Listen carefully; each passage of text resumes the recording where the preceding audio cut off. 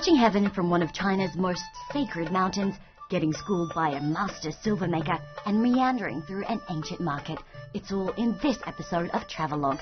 We'll explore the outskirts of Dali in Yunnan, hiking Jizu Mountain's holy paths, shopping in Xinhua, and soaking in the sun and history of Shashi.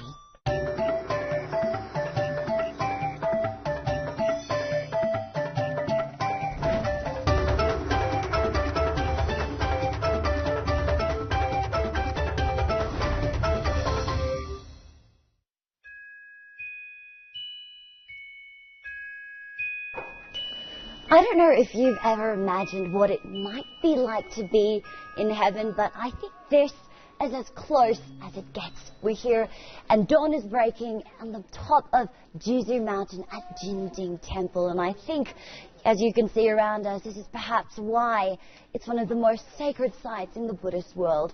Hi and welcome to Travelogue. I'm Katrina Yu.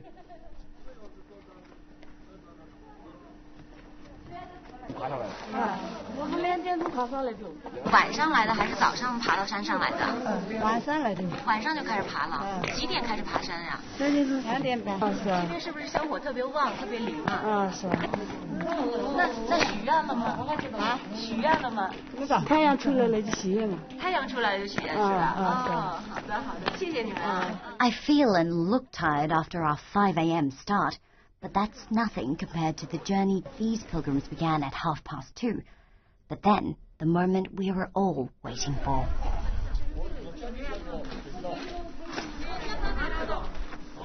After waiting patiently in the freezing cold and quietly on top of this temple, all of a sudden these pilgrims have come to life and you can really see the excitement, all because the sun has finally risen and they're taking photos and waving incense around and it smells beautiful, and just look at the view, it's an amazing thing. Have you ever seen something that was so surreal that you had to keep on reminding yourself that you were awake and not dreaming? That's what watching the sunrise from Jizu Mountain feels like, and it's one of the reasons why so many make the trek up here to see it. Jizu Mountain is located in Binchuan County, in Dali's northwest. The name Jizu literally means chicken foot, and it's called this because the bottom of the mountain range is shaped like a cock's claw. But while its title seems pretty mundane, its reputation certainly isn't. Jizu is one of China's 5 Buddhist holy mountains, and Jingding, one of its most famous temples, sitting on the mountain's highest peak. For almost 1,300 years, pilgrims have been coming to this so-called golden summit to make offerings, pray, and meditate. But you don't have to be a follower of Buddhism to appreciate its significance. Oh, the sun on my skin feels so good, and now my fingers are starting to get their feeling back. Earlier, they were going really, really numb. See, the thing is, we had to leave a lot of our luggage, including my gloves, at the bottom of the mountain. We drove up the hill, and then we had to stop and take a chairlift, so we could only bring what we could carry. After we took the chairlift up, we took what seemed like hundreds of steps, and then more steps to get to Jingding Temple, and just makes me think, pilgrims have been coming to this site for hundreds of years. I can only imagine the hardship and the trouble they must have taken to get here, to get to this beautiful spot, but they really would have been rewarded. There are different forms of Buddhism, and Jizu Mountain embraces all sects, including Tibetan Buddhism. It's considered one of the 3 sacred places that pilgrims should travel to in order to be spiritually qualified. Many Tibetan devotees make their way to Jizu Mountain at least once in their lifetime. While we're here, they're the most prominent group of pilgrims we meet. The men tell me they've come all the way from Sichuan province, northwest of Yunnan. Now we're leaving Jingding Temple, which is more than 3,000 meters above ground, and heading downhill to see if we can meet a very holy monk. We take a path covered with prayer flags. They represent peace, compassion, strength, and wisdom. It's believed that as the wind blows through them, it blesses the land, spreading these virtues with it.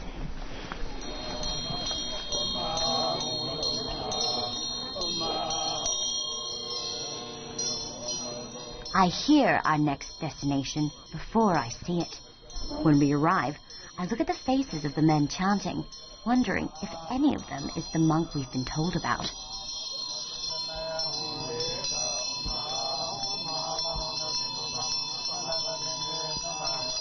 Well, we've been asking a few locals, and it turns out that the holy monk we were searching for is in fact not here. So his whereabouts remain a bit of a mystery, but we have stumbled across an extremely holy place. This is Huasheng, and it's considered one of the gates of Buddhism, and pilgrims have been coming here for generations because this was the place where one of Buddha's 10 disciples came himself.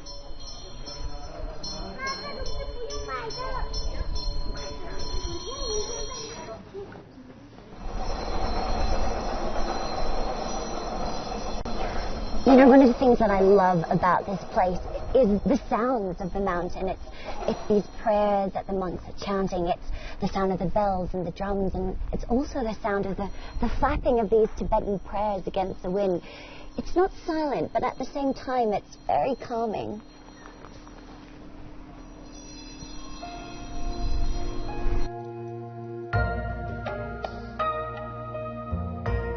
We continue our journey downwards, asking directions along the way.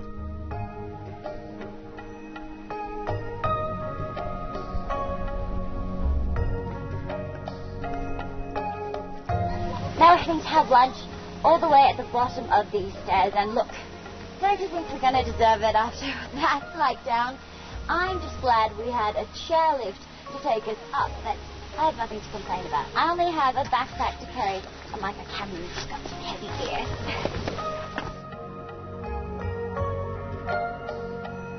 And for the record, I did offer to help carry some things. Anyway, after a hearty meal, we're all ready for more exploring, and thankfully, this time on flatter ground.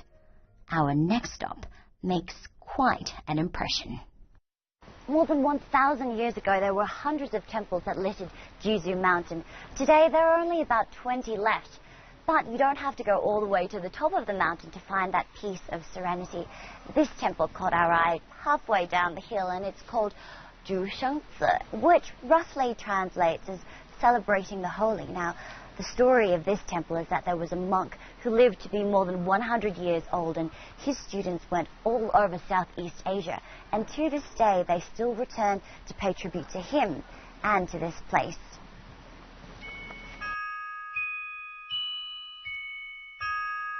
Zhusheng Temple was built during the Ming Dynasty.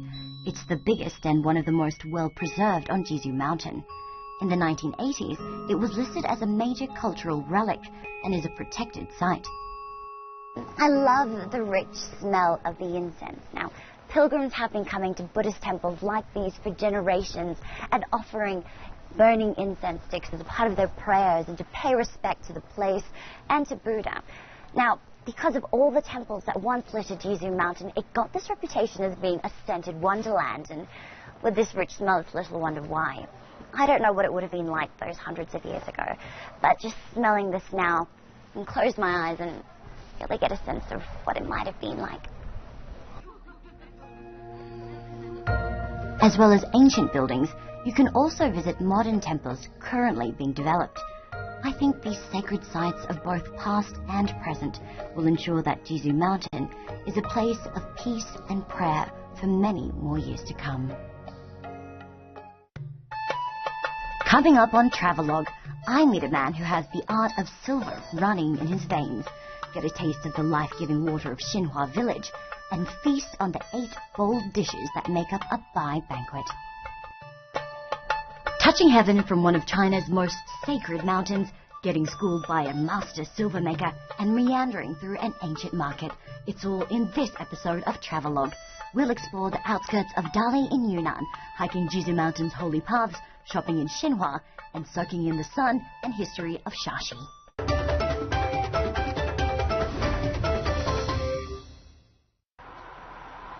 From the mountain to the valley, we venture northwards to a place known not only for its beautiful setting, but also for its beautiful products.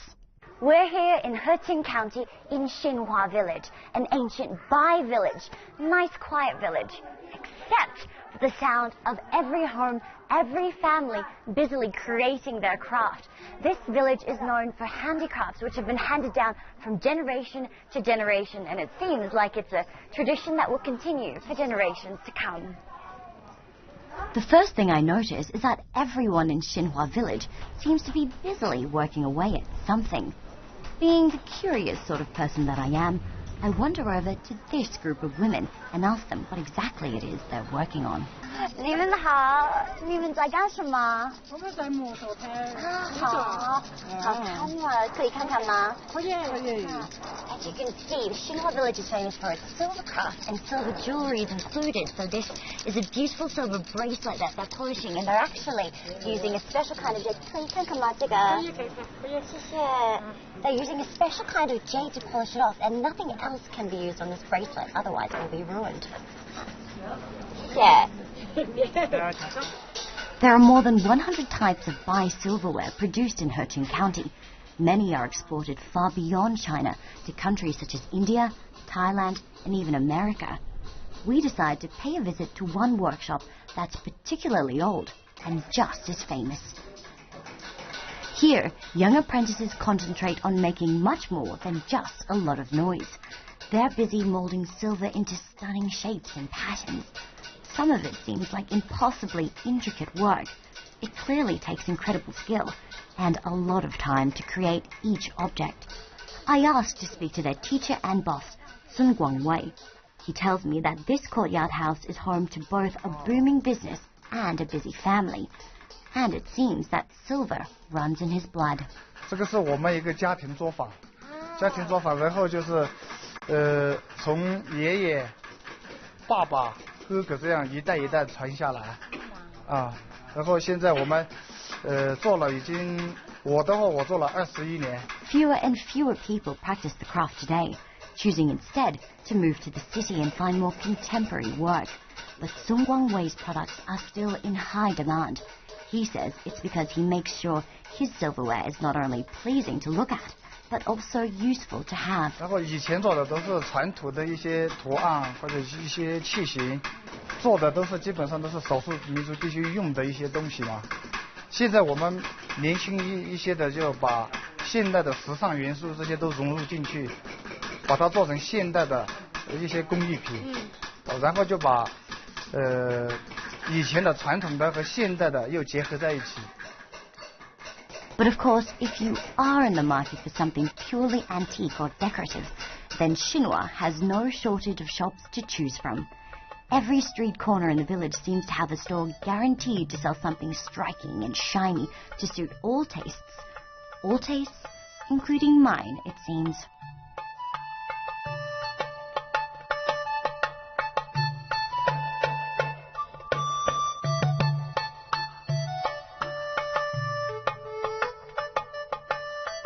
You know, I've never been a huge fan of jewelry, but after learning about the history and about really the hard work and that goes into these beautiful things, I think I might be changing my mind a little. 有烧的耳环吗？晓得有。可以看看吗？可以。 Maybe I'll buy some earrings. Maybe not this big. Maybe little ones. This is more my size, I think, something a bit more subtle. The only thing that I have so far as jewelry is this necklace that my parents gave me that has my name on it, you know, so I stopped forgetting what it is. 很多的。在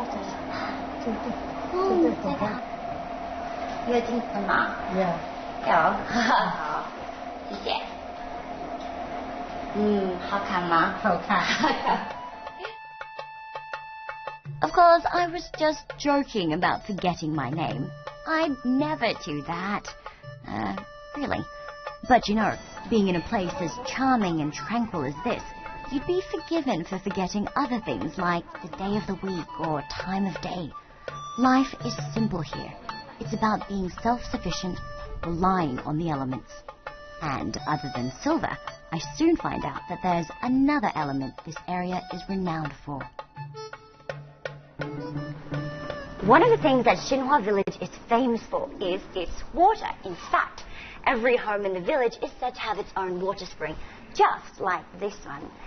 And if you come over here, have a look at this. This is a copy of the certificate from the local government saying that this water is in fact clean enough to drink directly.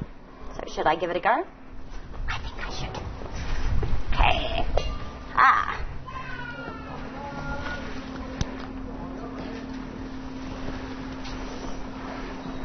Cheers.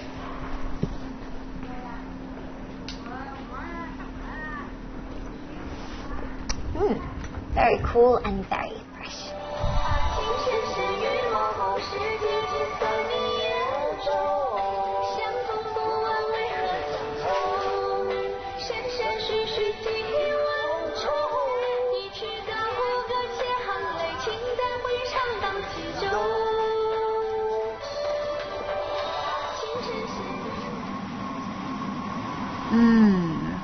Hear that? It's not my stomach rumbling. Well, not just my stomach, but the sound of badawan being cooked. Translated from Chinese, it means 8 big bowls. It's a customary Bai banquet prepared for special occasions and guests. The meal is designed to be light and nutritious, as well as showcase the Bai preference for sour and spicy flavors. A variety of locally produced vegetables, mushrooms, and meats are used, each prepared in different ways, some steamed or fried, others boiled. Together, it makes for a very colourful and inviting table.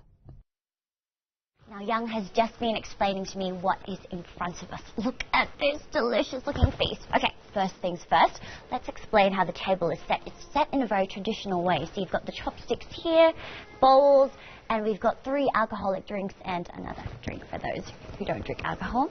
And, of course, you've got these 8 beautiful-looking dishes. Now, we've got most of these are different types of pork. This curious combination is some local flour called bai he with some meat, some bamboo dish, mushroom, and the rest is pork. And this beautiful centerpiece here is some different pieces of pork with duck egg on top of noodles. Oh, and some peanuts. We've got the 8 bowls, and all we needed is the 8 guests. And they aren't exactly hard to find, especially when travelling with a very hard-working and hungry TV crew. Make that a hard-working and happy TV crew. As the day winds down, we make our way to the outskirts of He County, to its famous Caohai Marsh. It's the perfect place to sit down, rest, and reflect on what we've seen so far. I can't remember the last time I've been somewhere that's so still. Except for a few fishermen, there's hardly anyone else around. But don't be fooled by the lack of people. This area is teeming with life. It's a treasure trove for wildlife watchers and a sanctuary for many different species of birds. I guess even feathered creatures need some time out once in a while. I certainly do.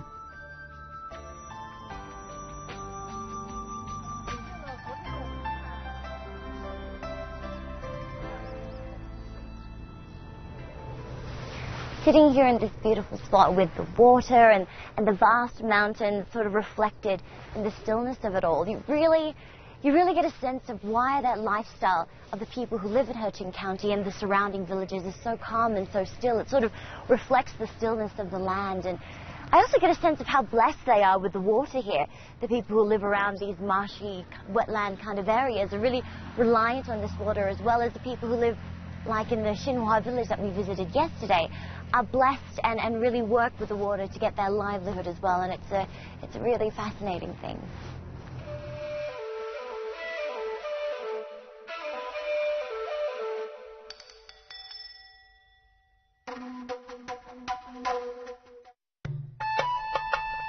Up next on Travelogue, the perfect balance of tradition and tourism in Shashi. I'll take you through the colourful chaos of an age-old market and dare you not to fall in love with this misty sunrise. There are very few things that will get me out of bed before dawn, but to watch the sunrise over this misty river, I would do so 100 times. I'm sure if you were with me on this bridge, you'd agree.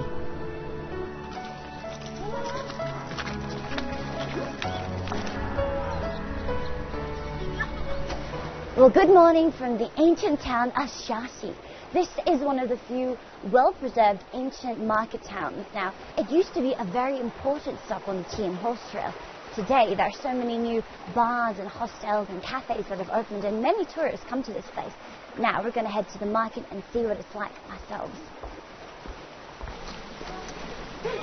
There's no shortage of historic sites in China, but there's truly nowhere else like Shaxi. It's the country's most complete surviving example of a tea and horse trail trade station. Centuries later, the caravans are gone, but bustling trade remains. I think these must be a favorite with the kids. Look at all the different colors of the packets. You don't quite know what's inside, but then again, you don't really care. You just know it's going to be sweet and it's going to taste good. But just because something isn't colorful doesn't mean it's not worth trying. 好啊，这个是叮叮糖吗？谢谢。This is ding ding candy, and it's very popular with children. It's hard and it's nice to suck on and very sweet. Now, more than a dozen years ago, what the children used to do is they used to collect old toothpaste containers, the aluminium, and they used to take them and give them to the ding ding tang vendors, and swap them for pieces of candy. Pretty good exchange, I think. Every Friday, people from the surrounding villages come to Shaxi's market to buy things they need, buy things to feed, and, well, other fun items. Some really cute things here as well. Look at this. That little boy might have been partial to K-pop, but I imagine most people here prefer their music to be much like their lives, slow in rhythm and simple, but no less colorful and lively.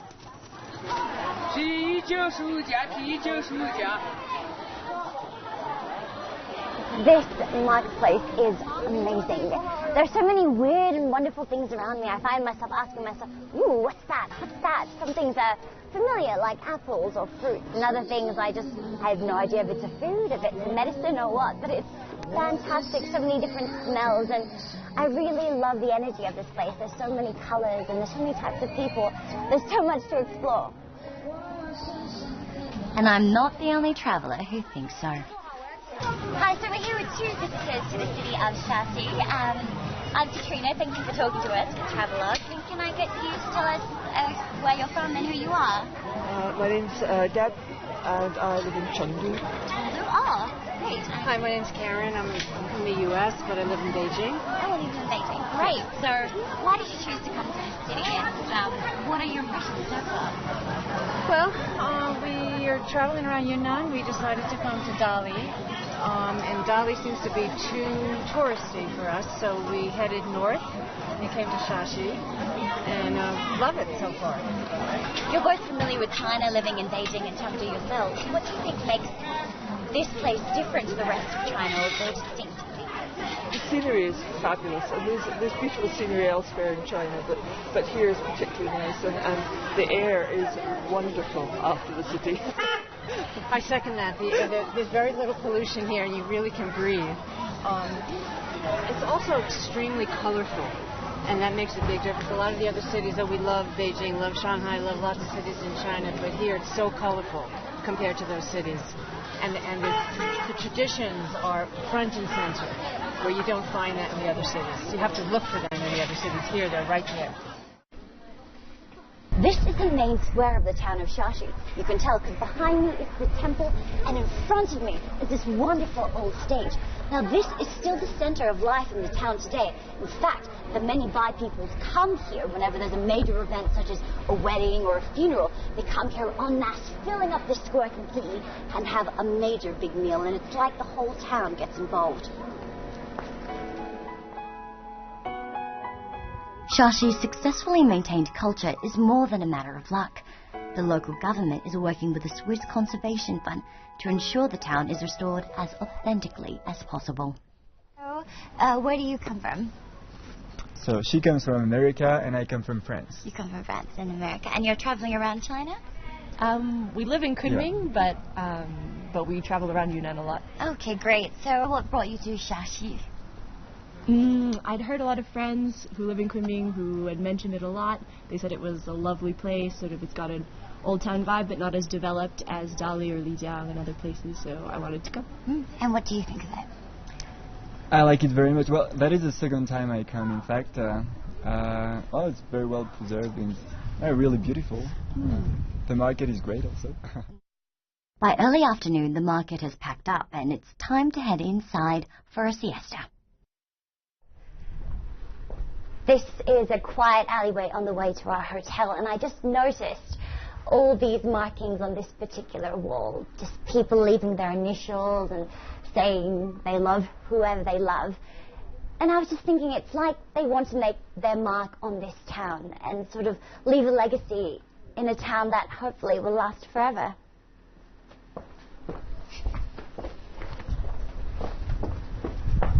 I love you. Travelogue.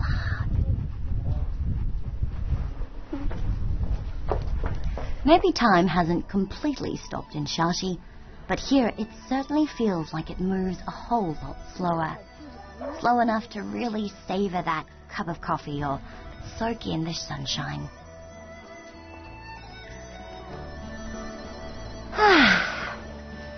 It's so nice to finally come to the town of Shashi, especially after such a hectic schedule going from place to place. This truly is a peaceful town, and it's the perfect place to reflect and to relax. I think that's what I love about this town. It gets that balance right. There's lots for tourists to come and see and do. But the locals, their lives aren't interrupted. They can live genuine, traditional lives, and that makes for a much better environment for both the locals and the tourists.